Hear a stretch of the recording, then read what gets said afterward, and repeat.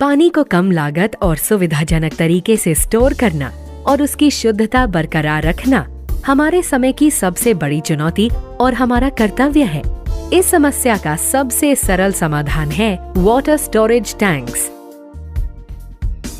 Saurabh Polyplast private limited India, जो दुनिया के सबसे बेहतरीन सुप्रीमो वाटर टैंक्स का निर्माण करती है। वाटर टैंक बनाने के लिए प्लास्टिक ग्रैन्यूल्स को बड़े टबों में डालकर इसमें मास्टर बैच मिलाया जाता है। मास्टर बैच का काम कच्चे माल को मनचाहा रंग देना होता है। 100 किलो वर्जिन दाने में 2 से 3 किलो मास्टर बैच मिलाया जाता है।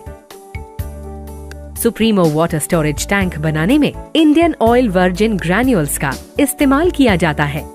सबसे पहले प्लास्टिक वर्जिन ग्रैन्यूल्स और मास्टर बैच को एक्सट्रूडर मशीन के हॉपर में डाल दिया जाता है, जहां से ये मटेरियल एक स्क्रू की मदद से खींचकर बैरल में पहुंचता है। बैरल के ऊपर पीएनजी गैस लाइन से हीटिंग होती रहती है। इस बैरल के भीतर दांत दिए हुए हैं। बैरल की गर्मी से मटेरियल पिघल जाता है और दांतों की मदद से वह गुंदा जाता है। यहाँ दाने व मास्टर बैच पिघलकर इस तरह मिल जाते हैं जैसे आटे में नमक। अब ये पिघला व गर्म प्लास्टिक एक्सट्रूडर से बाहर निकलता है। इस समय प्लास्टिक का तापमान लगभग 250 डिग्री होता है। बाहर निकलते समय इसका आकार बिजली के तार जैसा होता है।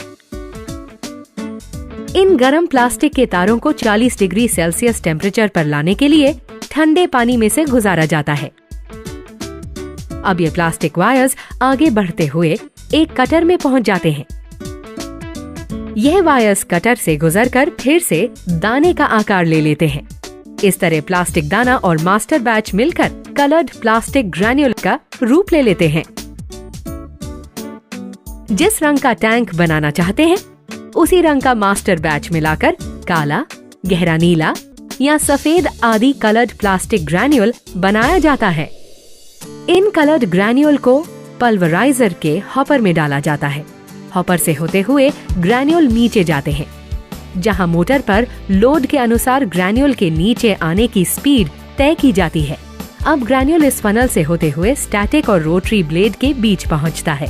यहाँ स्टैटिक ब्लेड के ऊपर रोटरी ब्लेड लगभग 12,000 आरपीएम की स्पीड पर लगातार घूमती है। इन ब्लेडों पर बने हुए दांतों की वजह से ग्रैन्यूल पिसकर मिल में इकट्ठा हो जाते हैं। पाउडर बहुत ही महीन होता है। यह पाउडर एयर के साथ मिक्स होकर ब्लोअर के जरिए ऊपर साइक्लोन में जाता है। साइक्लोन पाउडर पर हवा को अलग करने का काम करता है। साइक्लोन से होकर ये प्लास्टिक पाउडर रोटरी वाल्व द्वारा वाइब्रो स्क्रीन पर गिरता है। वाइब्रो स्क्रीन में 22 मैश की जाली लगी है, जो जरूरत से अधिक मोटे पाउडर को छांटकर एकदम बारीक पाउडर को अलग करती है। क्योंकि पाउडर जितना बारीक होगा टैंक उतना ही अच्छा बनेगा। अब इस पाउडर को टैंक का आकार लेने के लिए रोटेशनल मोल्डिंग प्रोसेस से गुजरना होगा। यह है biaxial 3 arm rotational moulding machine, जिसमें 2 धुरियों पर घूमने वाले मोल्ड 3 भुजाओं पर लगे होते हैं। सबसे पहले इस मशीन के एक आर्म को ओवन में प्रोजेक्ट किया जाता है और मोल्ड के ऊपरी हिस्से पर बने होल को ओवन के ऊपरी हिस्से पर बने होल के साथ मिलाया जाता है। इस होल के जरिए पहले तैयार किया गया प्लास्टिक पाउडर मोल्ड में डालकर ओवन के होल को बंद किया जाता है। ओवन के बाएं तरफ के ऊपरी हिस्से में एक पीएनजी ऑटोमेटिक बर्नर लगा हुआ है। नीचे एक ब्लोअर है, जिससे निकली हवा बर्नर के पास से गुजरकर गर्म हो जाती है।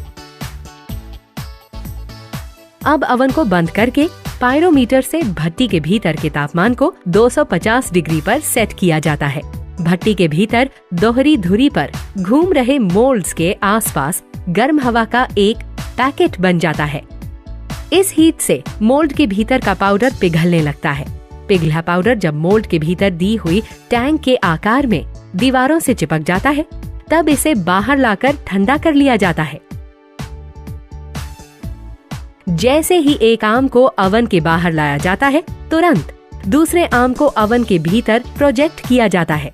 इसी प्रकार तीसरा आर्म अपने 2 मोल्ड्स के साथ भट्टी में जाने के लिए तैयार खड़ा है।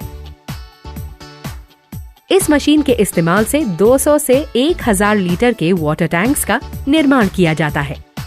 इस मशीन का डिजाइन और डायमेंशन इतनी ही क्षमता के टैंकों के लिए होता है। 1500 से 5000 लीटर तक की क्षमता के सुप्रीमो वाटर टैंक्स बनाने के लिए rock and roll box type rotational moulding machine का इस्तेमाल किया जाता है। यह मशीन भी 2 एक्सिस पर घूमती है। इसमें से एक एक्सिस के लिए मशीन का बाहरी बॉक्स एक दिशा में निश्चित ऊंचाई तक जाकर वापस आता है और फिर विपरीत दिशा में निश्चित ऊंचाई तक जाता है। इस तरह मशीन रॉक करती है।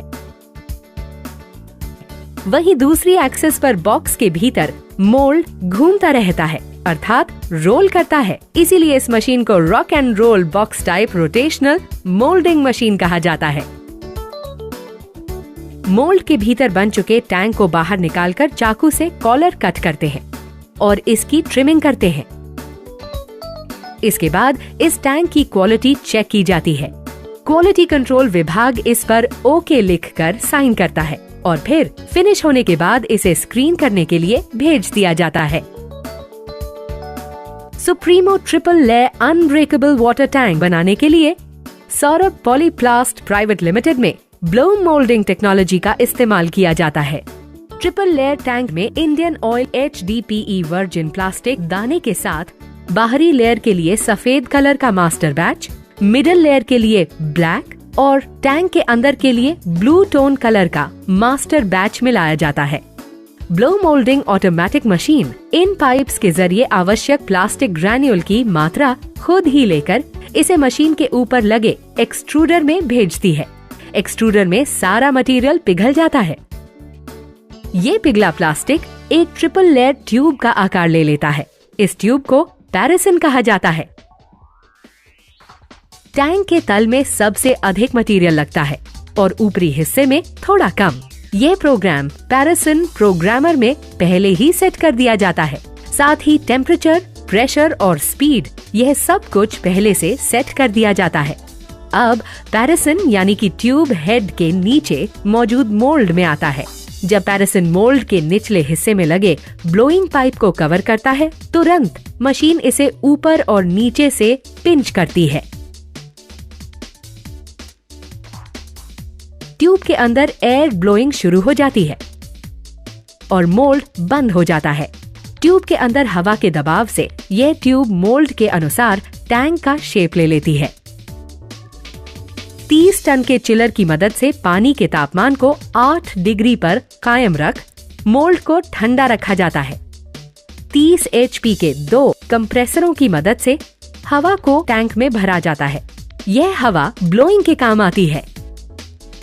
मोल्ड के भीतर से टैंक उल्टा बनकर निकलता है। चाकू से ट्रिमिंग करते हैं और इसकी कॉलर कट करते हैं। अब ये टैंक तैयार है। टैंक बनने के बाद इसका वजन किया जाता है। चूंकि ये मशीन एक फुली ऑटोमेटिक मशीन है, इसलिए इससे बने टैंक्स में किसी गलती की संभावना नहीं है। लेकिन फिर भी दोहरी संतुष्टि के लिए इसे क्वालिटी चेक के लिए भेजा जाता है।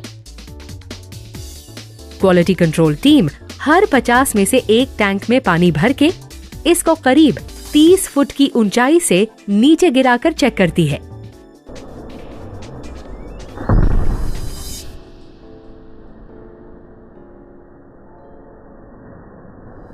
इसके बाद इस टैंक को हथौड़े से मार कर भी चेक किया जाता है।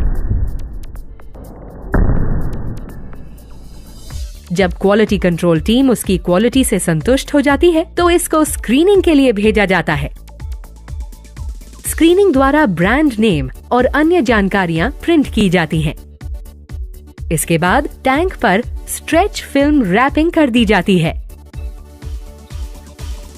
अब ये टैंक देश की प्यास बुझाने के सफर पर निकल चुकी हैं।